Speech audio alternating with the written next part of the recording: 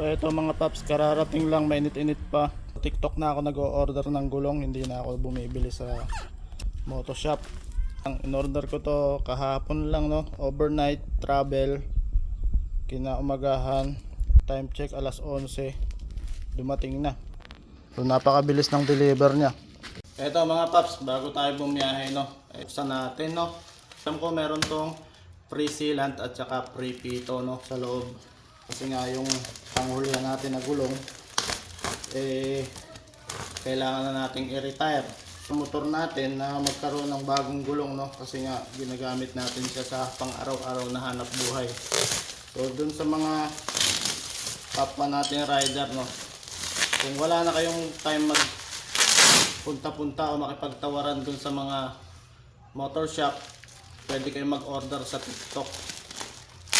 Ako pangalawang order ko na to, nasa Negros pa ako, sa TikTok lang din ako nag-order. Kagandahan nun, less hassle na i-deliver pa sa bahay mo. Bister tayo, Bister lagi yung ginagamit ko kasi subok ko na to. Napakatagal, nakapagbiyahe na ako ng Manila to Negros at saka Negros to Manila 2 beses, tapos araw-araw pa tayo nagra-ride. Kaya yung gulong natin, yung panghuli lang naman ang laging napupudpud, no. So dahil naka big tire ako, yung panghulihan ko is 120 by 70 by 14. So marami nagsasabi na hindi daw po pwede yung 120 sa Honda Click. So ako na yung magpapatunay, wala kayong i-adjust.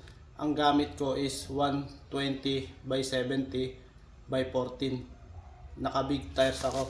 Tapos yung pangharap ko is 100 by 80 by 14. Ang hindi lang siguro kakasya dun sa hulihan natin is kapag nag 120 by 80. O magkaiba yun na 120 by 70. Magkaiba po yun.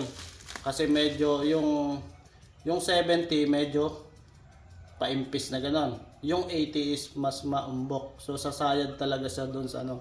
So meron nagsabi dun sa na hindi daw po pwede yung 120. 110 lang daw ang pwede sa ang maximum sa Honda Click. Hindi po, 120 yung pakita ko sa inyo, no, para maliwanagan kayo kung kayo ay magbibig tire. Ito yung motor natin mga paps, no, Honda Click version 3. Ang pangulihan ko na gulong, kita nyo naman may fender, is Bister, basta Bister o flash kung tawagin. Kita ba? Ayan, lagyan natin ng ilaw. Nasaan na yung sukat? Ay ito, 120 by 70 by 14. Ito, lipat tayo sa kabila, no, para madali, mas malinaw. 120 by 70 by 14. Ayan yung size ng ating gulong. Wala naman akong in-adjust dito, wala akong tinalian. Walang ano pa man. O yan, oh. Nilagyan ko pa ng fender, hindi naman sumasabit. Yung fender natin is mas mahaba ng 3 inches yan. Hanapin nyo na lang dun sa yellow basket natin, no, kung meron ako nang ginawa nito. Ito yung bagong fender na mas mahaba, 3 inches. Kagandahan, hindi siya masyadong maputik. Ito naman yung pangharap natin. Kaya nag-big tire, kaya sinabi kong big tire kasi yung pangharap natin na dapat panghuli is 100 by 80 by 14. Yun. Bister lang din to, Bister. Ayan, oh. So mangyari, ang gagawin ko dito, dahil ito naman ay pwede sa huli, ililipat natin to doon. Kasi ang in-order ko is, para makatipid ako ng konting budget, is 90 by 80 by 14. So ilalagay natin dito sa harap yung bago. Ito naman, para maubos sa likod. Karaniwan talaga, ang unang nauubos yung hulihan, kasi ito yung pangamot. Ayan, oh. Wala na, may kanto na, oh. Ubos na. Wala na pating wala na siyang spike, ubos na yung spike niya, no? Kailangan ng palitan. So eto na mga paps, no? Buksan na natin. Napakita ko na sa inyo yung ano yung nabuksan ko. Ito. So yung size na in order ko is 90 by 80 by 14. So saan ba to galing? Galing sa Binyan, Laguna. So kahapon, overnight lang siya, nandito na kagad.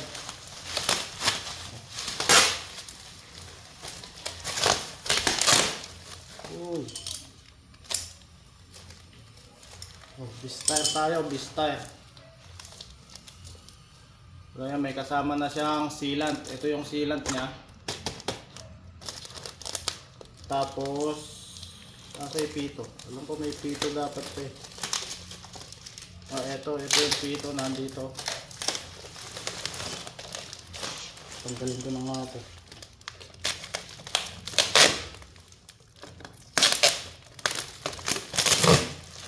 Okay, ito buksan natin.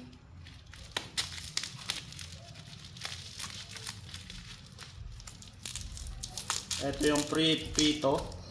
Magpapalit na rin ako ng pito kasi yung panghulihan ko ay sumisingaw. Dahil nga medyo matagal na rin yung stock natin. Mukhang maganda to.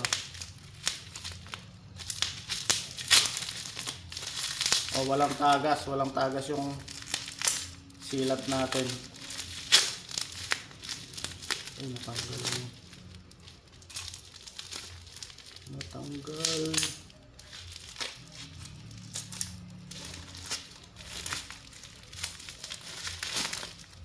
So ayan.